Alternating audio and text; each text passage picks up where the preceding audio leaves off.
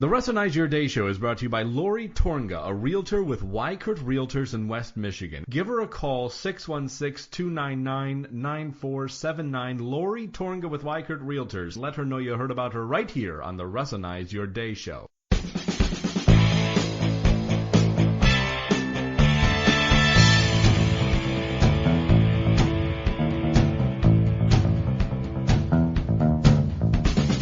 And a very good morning, ladies and gentlemen. Thanks for tuning in. This is the Russinize Your Day Show here on whirlwindmedia.com. And I'm your host, Russ. And I'm your other host, Brent. And this is a special episode because we are doing it Tuesday morning, the day after the Iowa caucus, at a time when we don't usually record this show, but we actually wanted to get the chance to talk about the Iowa caucus. So here we are. Brent's currently not in studio, and so he's joining us via the grand technology of Skype. So thank you, Brent, for being able to make it still for the show. Oh, it's my pleasure. I didn't realize that when you said I was going out into the field, you put me out into the middle of a field. Yeah, well, you know, that was mostly just because I didn't want you around. Okay. But I'm hoping that a trucker picked you up and we never hear from you again, so... How do you think I got rid of all my other interns? Apparently giving them rides with Kennedys. Well, I'm just saying. You gotta do what you gotta do, my friend. Apparently. So this is going to be a good episode because it really also helps us on the show here open up our technological advances for how we can conduct interviews, etc. So this is also serving as a bit of a test run for us. So thank you for Brent for being the guinea pig. When am I not the guinea pig? But you're welcome. Well, usually I just drop the guinea and refer to you by the other name, but... But that is true. But in case you've been living under a rock, folks, Ted Cruz won the Iowa caucus yesterday, beating Donald Trump. And in turn, Donald Trump barely beat Marco Rubio to place second. Which, honestly, when I was staying awake to look at the numbers, that surprised me. Rubio coming up that much was quite a shock. Yeah, a lot of people expected Rubio to finish third. He was third in polls, but not a lot of people expected him to give Trump that much of a run for his money. Right, yeah, and neither was I. And, you know, it's funny because you had the 3-point spread between Trump and Cruz, but only 2 between Rubio and Trump. Yeah. Which... that means Rubio is just nipping at the heels of Trump. Yeah, and that's not a good sign for Trump. As we pointed out on yesterday's episode, any close finish for Donald Trump is going to really crack at that facade he's built, that he's the inevitable candidate and the one winning everything.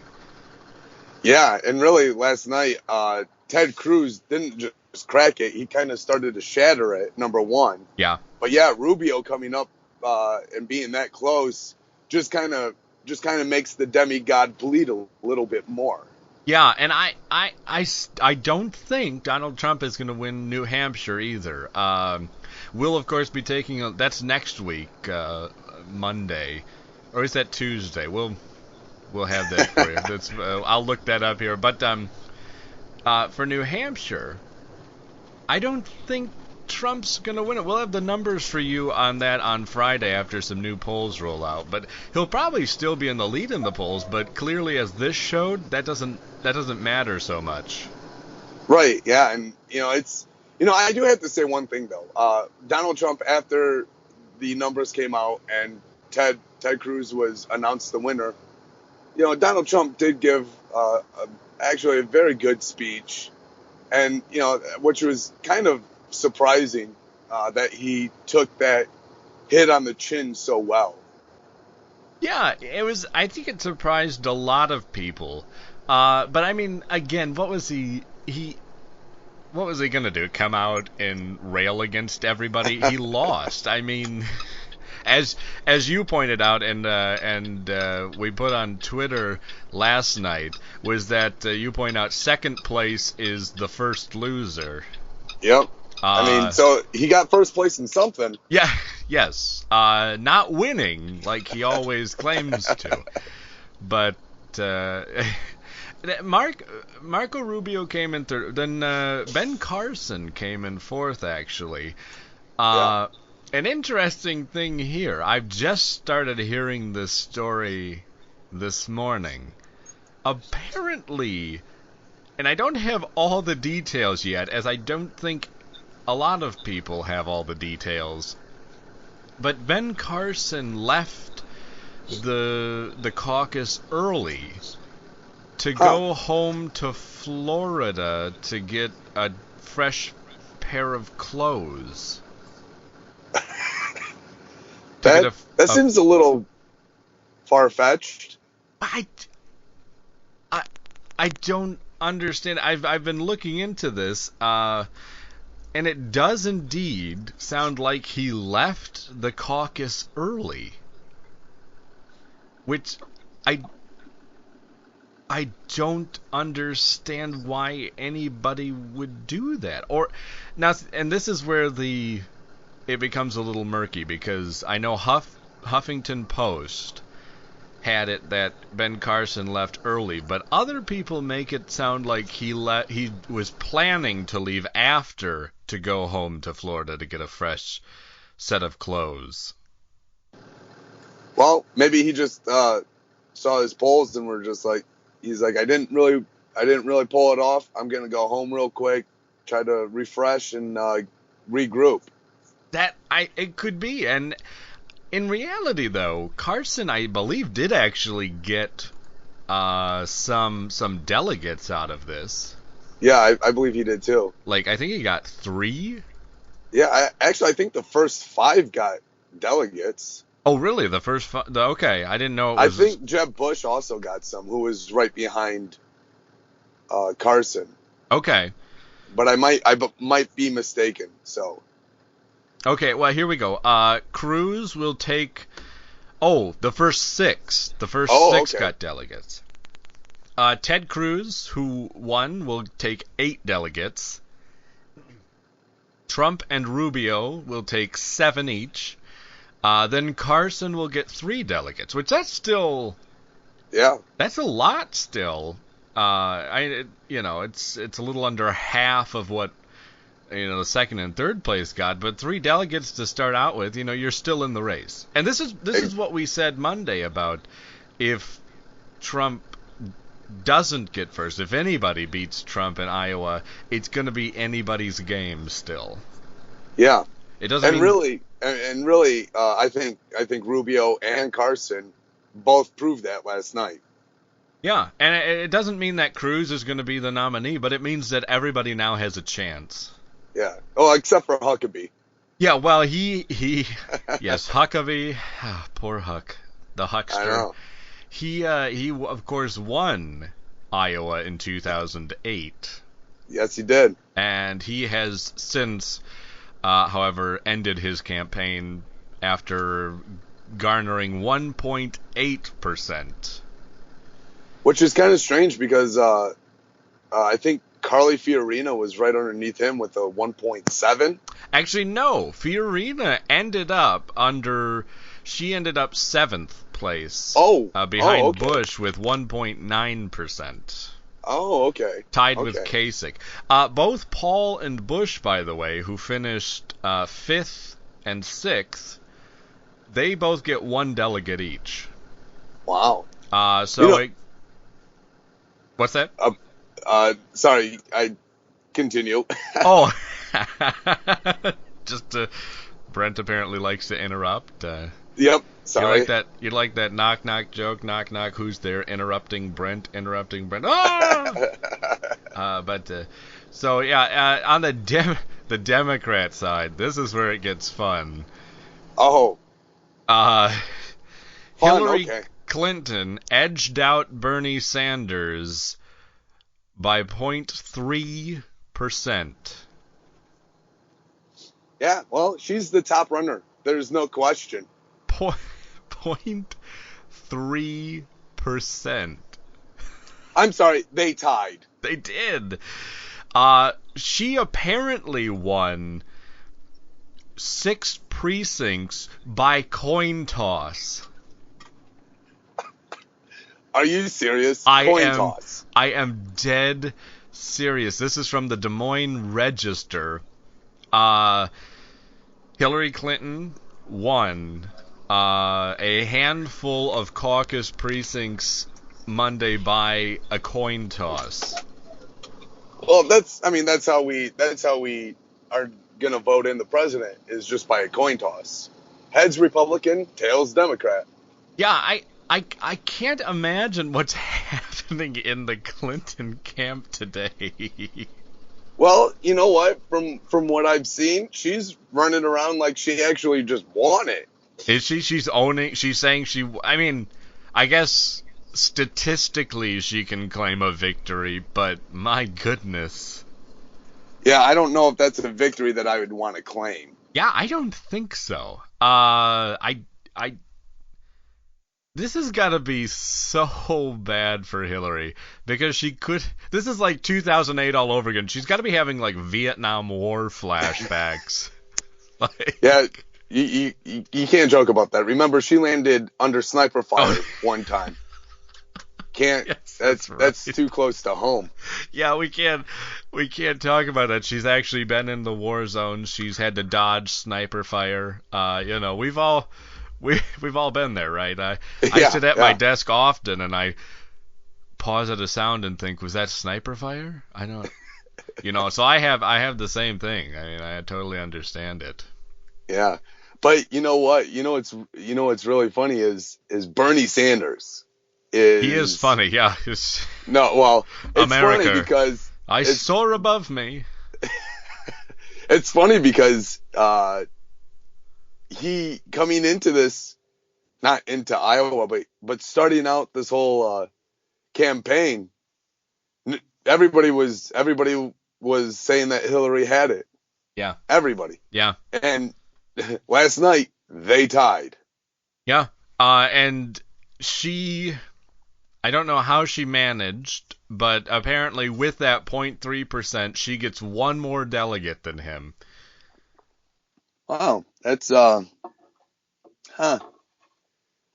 she'll take 22 delegates away from Iowa, and Sanders will take 21. And how did your boy Martin do? Martin O'Malley. I don't want to talk about this.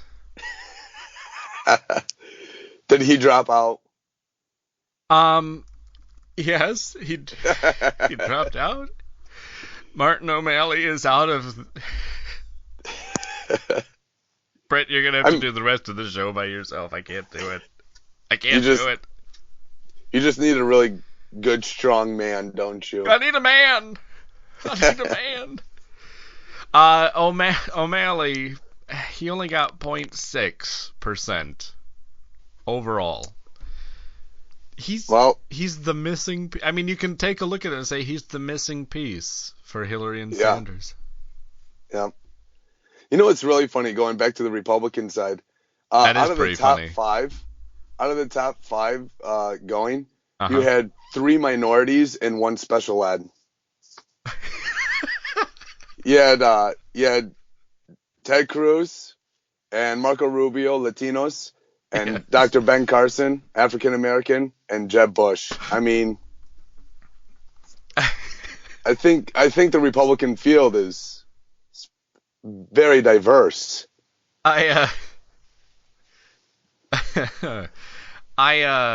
think the media would refer to Cruz and Rubio as white Hispanics, and Ben Carson, of course, would probably be a white African American. So, that rare albino African American. Yeah, I mean, even though he's not, but they of course would refer to him as one. And then on the Democrat side, you have your tie goes to both people with a foot in the grave. So how strange would it be to have Bernie or Hillary win the presidency, and as they're taking the oath of office, they have a heart attack? I think that's a very real possibility. I mean, only 2008, everybody was like, John McCain is too old. Yes. Hillary and Bernie are old. Well, I think for Hillary, her heart attack would come from the fact that she actually made it to the presidency. Because I don't think even she believes she has a shot at it now. According to the incredibly reliable polls which predicted a Ted Cruz win in Iowa, Bernie Sanders is leading in New Hampshire. That was, of course, sarcasm about the polls because they were all garbage. Yeah, and like we said over the the weeks, polls are just that. They're just polls. It's who's going to show up and cast the ballot. Yep, and it turned out that Ted Cruz had a great ground game in Iowa. Donald Trump, from everything I looked into, it looked like Donald Trump didn't have any ground game in Iowa. And I don't think he's got a lot of ground game anywhere. I think the man is simply relying on the fact that he's Donald Trump to draw people in. Yeah, I think so too. I think it's the cult of personality with Donald Trump. Yeah, and he this was supposed to be good. It was record turnout for the Iowa caucus, which was supposed to be good for Donald Trump.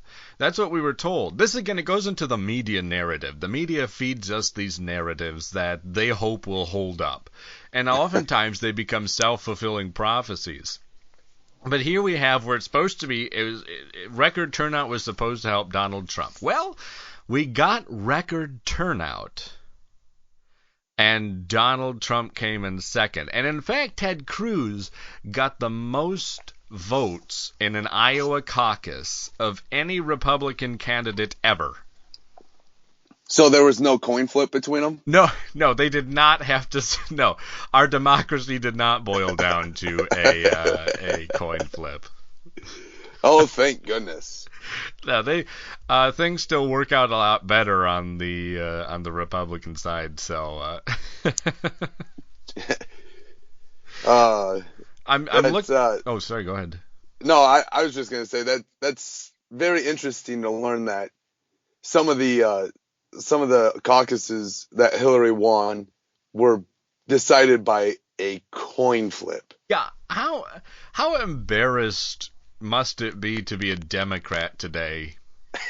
Our nominee was chosen by a coin toss. My nominee lost by a coin toss. I'm sorry, what? That seems such a weird rule. Oh, well, we don't. It's too close to call. We're gonna do a coin toss.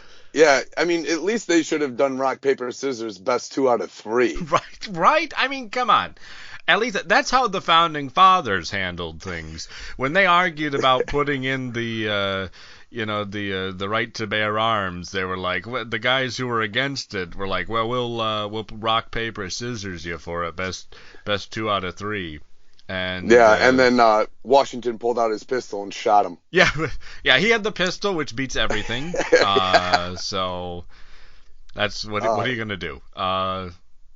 Don't go Wikipedia that. It's a really unknown fact. Yeah, it's obscure. Yes, There's not a lot of data about it. I mean, we're really quite knowledgeable about how the founding fathers settled disputes. Yes. Actually, Brent is one of the foremost experts on the founding fathers and rock paper scissors. I don't think anybody else really knows much about that. You actually got a learning fellowship on that and went to university to study it, I believe. Yeah. Correct me if I'm wrong, but I rarely am. No, you're spot on. Yeah, it was kind of a clown university, but nevertheless, it was a university. Yeah, well, I mean, you got to go somewhere, and we can't all be Harvard, so. No. But yeah, it's No, really, I went to a clown university. He did. He's He's a licensed clown, only in the state of New Mexico, which I find weird though. Yeah, it's weird. But you know what? I got my PhD, so I'm a doctor clown. Wow. Now Yes. that's wow. Good for you. Yes. Yes. What do you specialize in? Pulling I the don't know elbow if grease can out of the elbow? yeah, That, yeah. Well, I can paint more than just a smile on my face. I can do weird faces. So they were like, you know what? You're gifted. Here's a doctorate. So I was like, thank you. wow. When I was single, it came in pretty handy. Hey, I'm a doctor. I never I said I was a doctorate. I had a doctorate in clownery. That well, I mean, you can't really just lead with that. You'll definitely drive away any options. Yeah. Yeah. Apparently, though, I'm not the only doctorate in clownery. Looking at Iowa's coin flipping abilities. No, apparently people running the Democrat caucus in Iowa went to school with you. Yeah. I wish I knew who they are so I could talk to them and be like, really? Maybe. Coin flip? Right. Rock, paper, scissors. Because I'm sure is that standard operating procedure for Dr. Clowns to do the coin flip? No, most of the time we do like a nose honk or pull endless hankies out of our sleeve. So the coin flip is something kind of new. So. Oh, okay. But like for settling disputes, how do you usually settle a dispute there? Well, yeah. I mean, you honk the other clown's nose and you start laughing. Oh, gotcha. And then maybe run around him and pull give him a wedgie with the oversized boxers of hearts. So basically nothing ever gets accomplished. You just make a bunch of jokes and everything kind of blows over. Yeah. Basically you're saying clowns are running the country right now. Clown doctors are running the country right now. Yes. I didn't give you the name of the clown school I went to. I mean, I wasn't going to just throw out Yale or Harvard. No, of course not. We wouldn't want that. I don't want to. They're not sponsoring us, so I'm not going to be shouting out my alma mater. No, they don't get free stuff here. Yeah. In case anybody out there is wondering, in the election, it's all done by delegates. That's what it boils down to. Delegates. On the Republican side, they will send 2,472 delegates to their national convention. This is from NJ.com. So to win the nomination, a candidate must get the support of 1,236 delegates. Alternates, they get selected too, blah, blah, blah. Each it state says blah, blah, blah in the article? Yeah, it's from New Jersey. So, okay. That's Christie's state. Yeah, it would say blah, blah, blah. Blah, blah, blah. Hey, each state gets 10 at-large delegates with additional statewide delegates awarded based on how well Republicans have done in state elections. So, through March 14, including Super Tuesday on March 1st, delegates are awarded on a proportional basis. Some states require candidates to meet a threshold of support before winning any delegates, as we saw in Iowa there. Even Paul and... where are my results for Iowa? Okay, even Paul and Bush... Paul got 4.5%, Bush got 2.8%. They each got a delegate apiece. So even though they didn't get that great in the grand scheme of things, they still got one delegate out of it. Every little bit counts. Wait, what place did Bush come in? He came in 6th. Oh, see, when I last looked at it, he was in 5th. So I guess the top 6. So my joke earlier kind of just fell through. You know, man, I was letting you go with it. I know you worked hard on that. You have a degree in clownery. Yes. I just assumed this was a joke above my pay grade, and no, that was my fault because I looked at the numbers. It generally is. Before you stuck me in this field, and Bush in fifth, so. What are you complaining about? It's warm out today. You're fine. No, this global warming's killing me. I'm freezing to death. Yeah. Yeah, well, that'll teach you from trying to change the name to Brentonize your day. Nobody wants that. Nobody wants it. Oh, wow.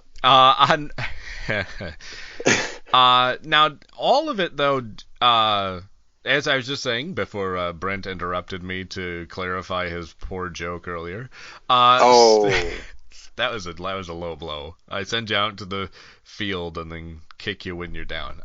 Yeah, thanks. Some states require candidates to meet a threshold of support before winning any delegates. However, some don't. For example, on March 15, the winner of Florida's primary will win all of that state's delegates, as will the first place finisher in Iowa, and New Jersey. Iowa. I'm sorry, Ohio. Excuse me. Oh, okay. Yeah, Ohio and Iowa, they get me every time. Yeah, they're spelled so close together. So similar. I mean, I know. I understand. They both Maybe have Iowa O's and I's. and Idaho. No, that'd be weird. Why would no? It's ridiculous. My apologies. Yeah. So some states go, if you win it, you win everything. But many of them are proportional based on how well you did. And I don't know exactly what that threshold is. So we'll find that out for you. Maybe we won't, because, we have to keep you guys guessing. What are we going to do? All the research for you? Jeez. But yeah, we probably should. Yeah. On the Democrat side, they will send about double what the Republicans send to their convention, and that's 4,763 delegates. You need 2,382 to win the nomination. So that's kind of funny, because the Democrats need to win as many delegates as the Republicans have overall to qualify. What's that? Why is there so many more delegates in the Democrat? I don't know. It's just how they break it up. Maybe if I could finish reading the article, it would tell us. Proceed. Those numbers could change slightly before Philadelphia. New Jersey will send 142 delegates. Again, this is NJ.com, so it's a New Jersey publication.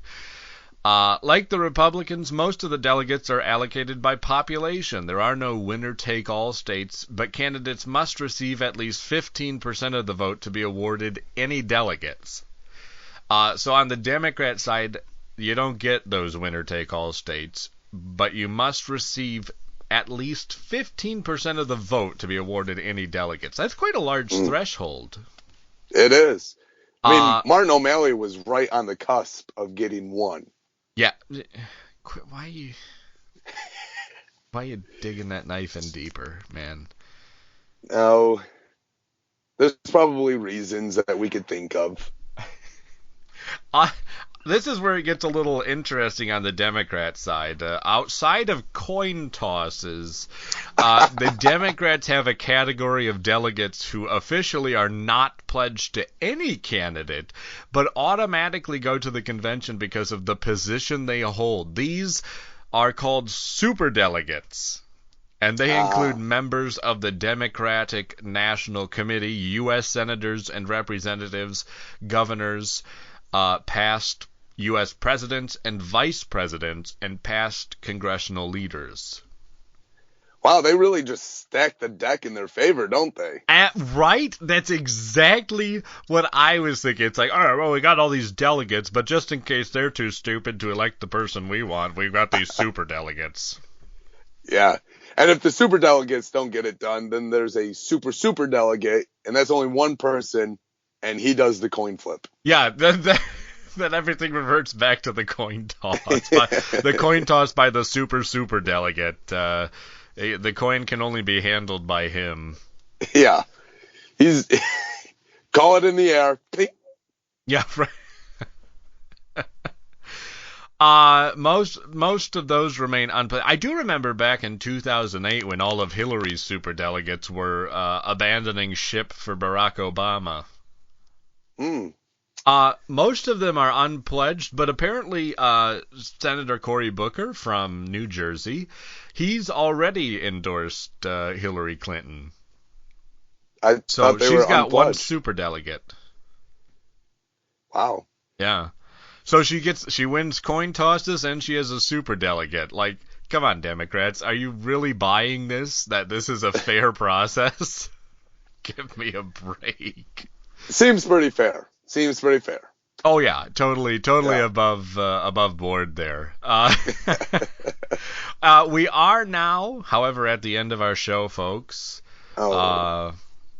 It has been quite an enjoyable time. I thank Brent for joining us. I was really only calling hoping that, the field had gotten him. No, some of my toes are turning black, but that's okay. No, that's natural. That's what's supposed to happen. You'll be fine. Run some hot water on them. I'm going to go try to walk it off. Yeah, walk it off, man. Come on. Go flip a coin and see if you should come home or not. But thanks for tuning in. If you want to get in touch with us, Russinize at whirlwindmedia.com. Follow us on Twitter at Russinized and also at Whirlwind Media, and stay up to date on everything that's happening. And check out the website whirlwindmedia.com. If you're wondering how to spell that, Whirlwind is WHRL Wind Media. There's no I in the whirl. And then Russinize is RUSSINIZE. Check out the show on iTunes, Stitcher, and Google Play Music. If you can find it, please email us and let us know, because we can't find it on Google Play Music. Also, rate and review the show so that we can get more listeners and share it with your friends. Thanks for tuning in, folks. I'm Russ. And I'm Brent. And this has been our special coverage of the Iowa Caucus. We'll be back tomorrow with an all-new episode of the Russinize Your Day show. And have a great rest of your week.